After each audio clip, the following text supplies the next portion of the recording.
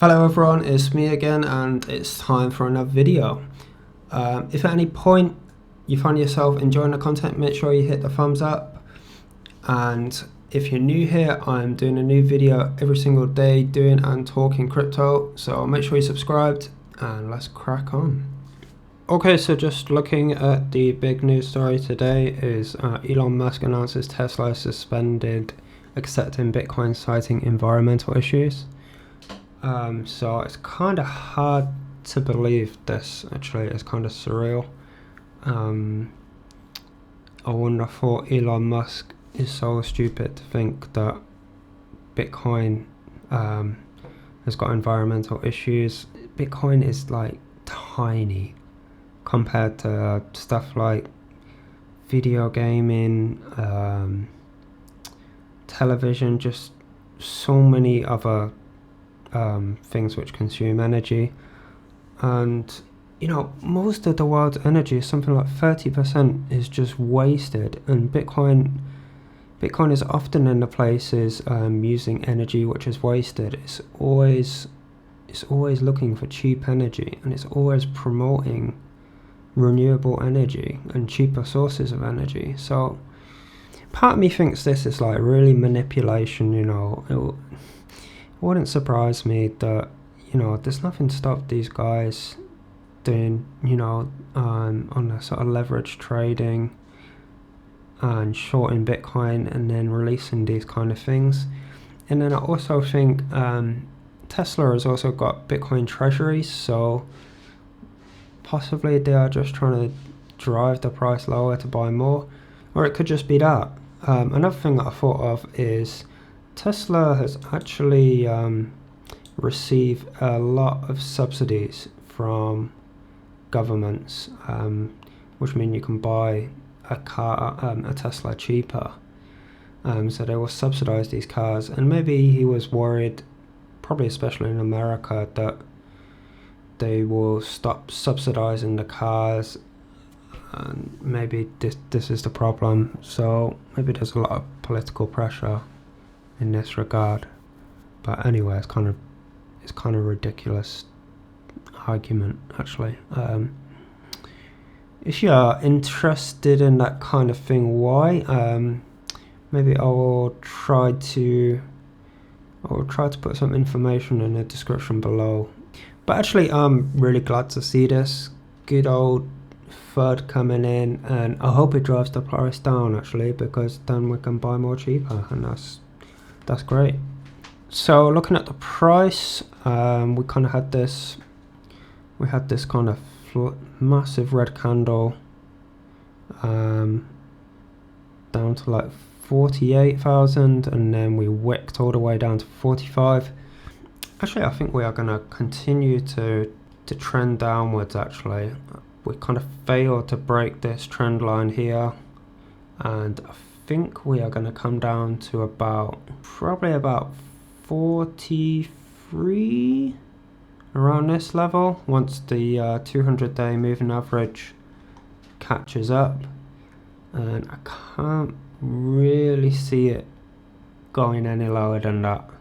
So the other coin we were talking about yesterday is the FYN, which is another matic decentralized exchange.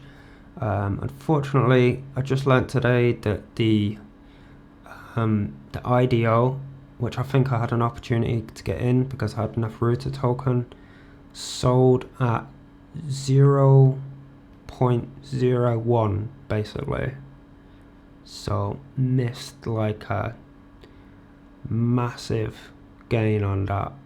Whether I would have been able to get in or not, I don't know, but don't want to take that for granted. Maybe I couldn't have even got in anyway, but I think at least I had some kind of opportunity, so I've kind of missed that one. I am holding Rooter on AcendEX. They have a staking on here.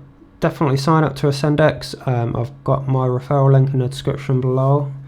I really appreciate you guys using that. And if we look on here, we've got a root with a 20% APR, and this is where I've got all my root staking. I've had it here for a long time, and I'm definitely keeping hold of it. If you're new on matic Polygon, definitely I recommend coming on here as well. We also got withdrawal on ramp on the matic network, but now the minimum withdrawal has been raised to 153, and I think the US dollar one is a similar amount, about $200, but we only have a matic fee of 2 matic on USDC.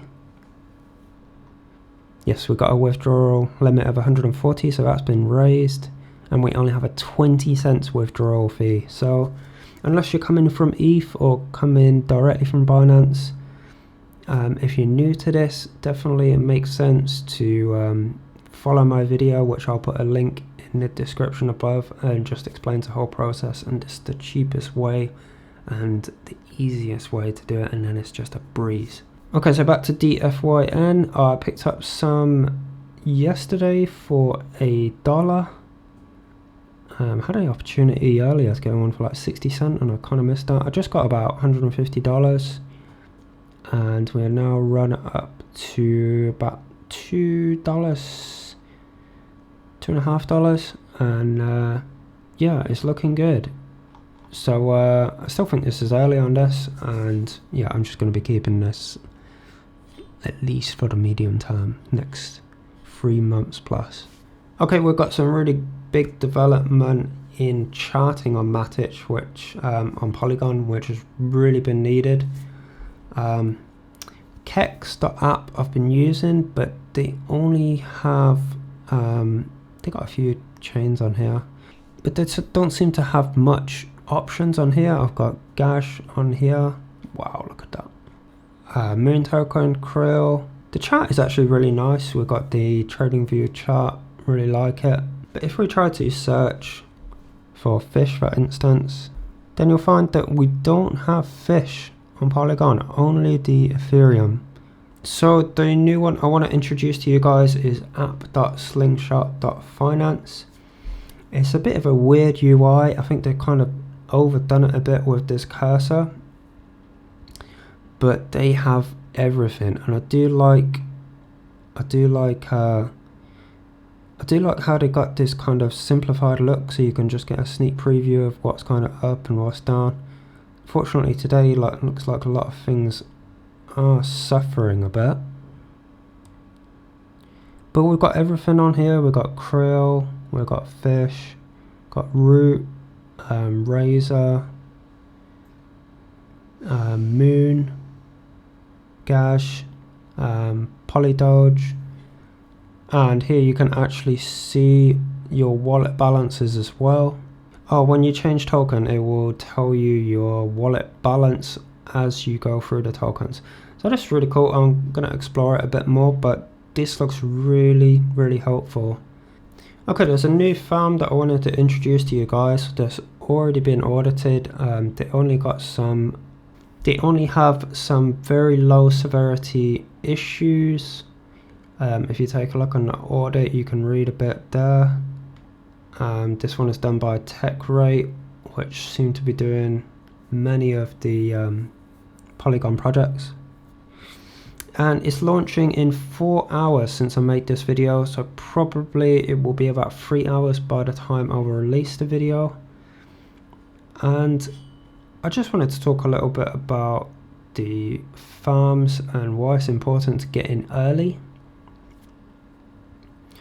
So when you get in early, we can get this, if we look on the staking pool, which in this farm it's jungle, then you're able to get in early just by staking a single token and getting a very decent APR. Not sure why the stablecoin pools seem quite low on this, but probably I would think about DAI or Quick. Seem like the best pools on here.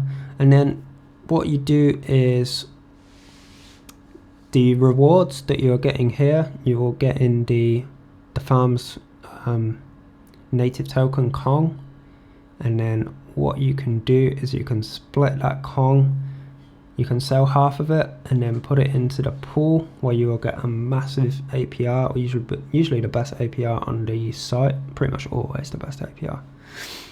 And then basically you can just use this as a money printer, and you can either just print and sell, or you can compound it.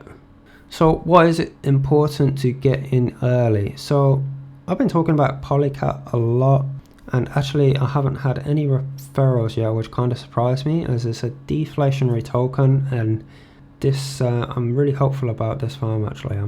So because it's a deflationary token, actually getting in the farm might be a bit lower risk than usual on the farms. I'm not going to recommend it, but possibly it could be a good option. It's not financial advice, just my opinion. So what I did was I got in the pool early, quite early, not immediately after it launched, but while the APRs were still decent, and I put some quick on here when it had about 800% APR, and then the fish that I've been harvesting here, I just I was pairing it with some matic that I had, and some of it I was just selling half of it into matic and putting it into here, and then like I said, the APR is going to be really high on the farm. So now I've just been compounding this and I'm doing really well on it.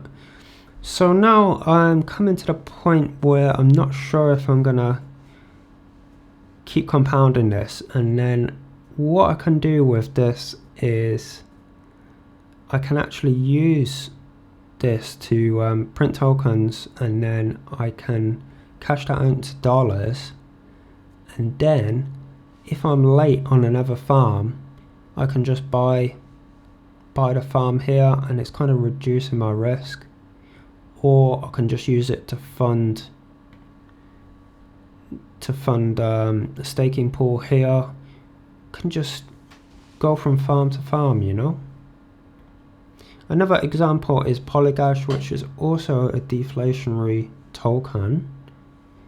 They've been doing a lot of updates on here, but looking at the TVL, it's very small and it hasn't got much attention actually.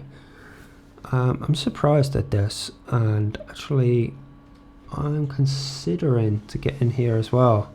But again, like the staking pool has not got many good options because it's been around for a little while. It pays okay, it pays pretty good, the US dollar tether, but it's going to take me about 2 weeks or something till I really get set up on here. So I'm thinking about putting my Polycat rewards from the farm here into the Gash, probably Gash matic makes more sense, and then get into here. I think we got a countdown timer here, so the farming will end in 169 days. It's a deflationary token. That's something I've not seen before. I don't know how this is going to play out, but they're going to use the token as a kind of token for the yield aggregator, and then IDOs and all other kinds of stuff. So have a think about that, guys, and if you've got any questions, just come into the Telegram and you can ask me there or one of the other guys, and I'm sure we can answer it for you.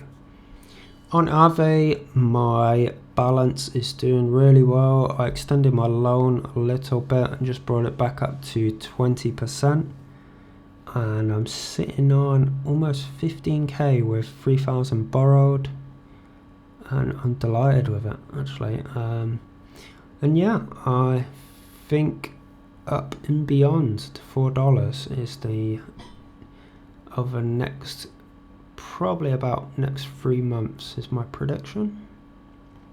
So that's just about it for today. I hope you enjoyed the video. Make sure you subscribe if you found the video useful. Make sure you leave a thumbs up, and I'll see you guys next time.